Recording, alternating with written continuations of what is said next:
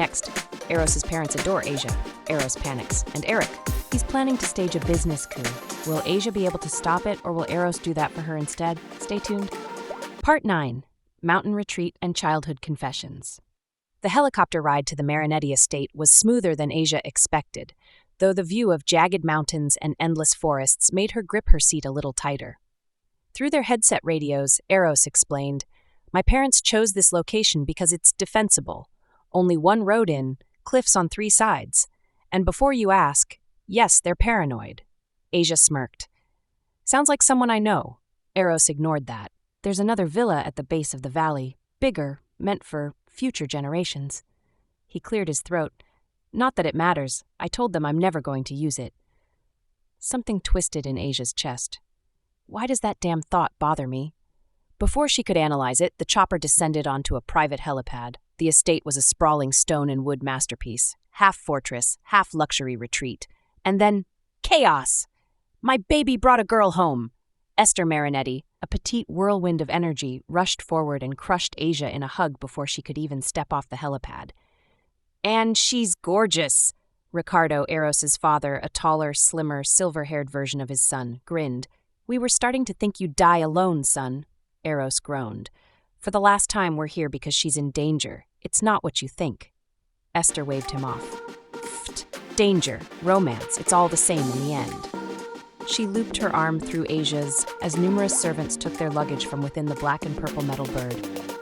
"Come, darling, we've prepared rooms for you. Better freshen up before dinner." Part 10. Dinner Disasters. Dinner was an ambush. At least for Eros, that is. "Did my boy ever tell you about the time he dissected his teddy bear to study its anatomy?" Ricardo asked, pouring red wine while chuckling. Asia nearly choked. "No, but I need to hear this." Eros glared at his father. "I was 3, Dad." Esther cackled. "Or when he brought home 3 trash bags of Valentine's chocolates from school because he refused to eat them. We had to give most away. I gained 5 pounds that month." Asia laughed so hard her ribs hurt. Wait, so you never liked anyone? Not even a crush?" Eros stabbed his steak. "Romance is inefficient." "Liar," Esther stage whispered. He had a brief fascination with his chemistry teacher at 16, until she flirted with him, and he instantly switched tutors. Asia grinned. "So what you're saying is, he's always been like this?" "Worse," Ricardo confirmed. Eros looked like he was considering another helicopter escape, but with parachutes. Part 11. A turning point. Following dessert, Asia nervously chewed her lip. "Eros, I have to contact Raquel, my assistant. If I vanish without a word, she'll spiral into chaos." After a pause, he passed her a rugged satellite phone. 5 minutes, don't hint at our whereabouts." Asia agreed and quickly dialed. Raquel picked up instantly. "Ms. Vanderbilt?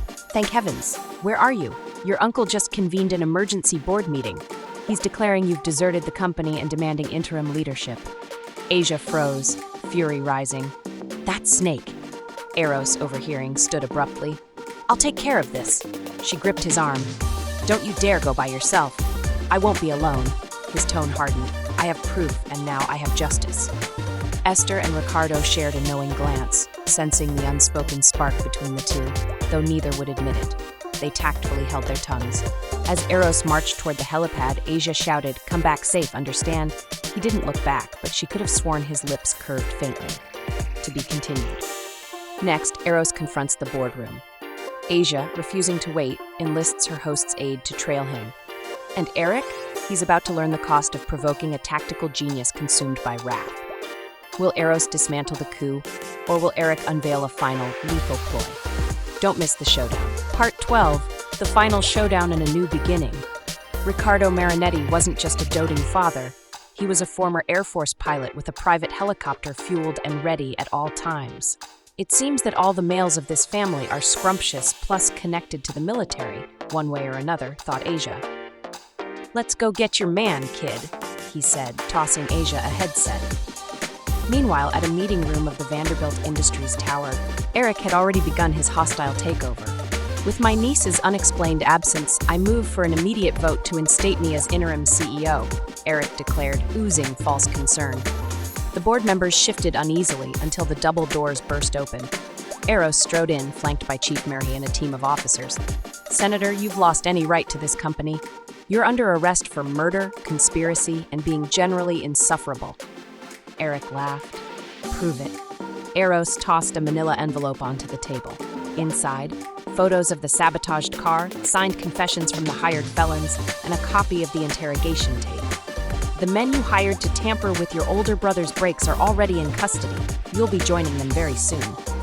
Just as Merhi stepped forward, Asia rushed into the room, and her uncle seized her, pressing a sharp letter opener to her throat. Back off, or she dies! The room froze. Eros didn't. In one fluid motion, he snatched up a chair and hurled it like a missile. It struck Eric square in the chest, sending him crashing to the ground. Asia darted free, straight into Eros's arms. As the cops cuffed Eric, Ricardo, leaning against the doorway, watched his son and Asia share a look so tender it could melt steel. Then, without hesitation, they kissed, deeply, passionately, like they'd been waiting lifetimes for this moment. Ricardo whistled. Took you long enough, kid? Epilogue, the villa and the vows. Months later, Eros brought Asia to the Valley Villa, the one meant for his future generations. I told my parents I'd never use this, he admitted, leading her to the garden where various roses bloomed wild. Asia smirked. And yet, here we are. Then, to her shock, Eros dropped to one knee. Asia Alexia Vanderbilt, he said, holding up a ring that sparkled brighter than her wildest dreams. You're my chaos. You're my torment. You're the only person who's ever made me feel more than logic. Marry me, please. She tackled him with a kiss. Thought you'd never ask, genius. Their wedding was held in that same garden, surrounded by family, friends, and 6 adopted children who'd stolen their hearts. Vanderbilt Industries thrived under Asia's leadership, and Eric, he rotted in prison, cursing the day he ever crossed them. As for Eros, he still hated mediocre coffee and useless chit-chat.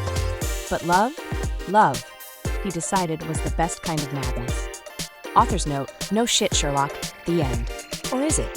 With 6 kids, a billion-dollar empire, and Eros's parents still meddling, their happily ever after might just be the wildest adventure yet.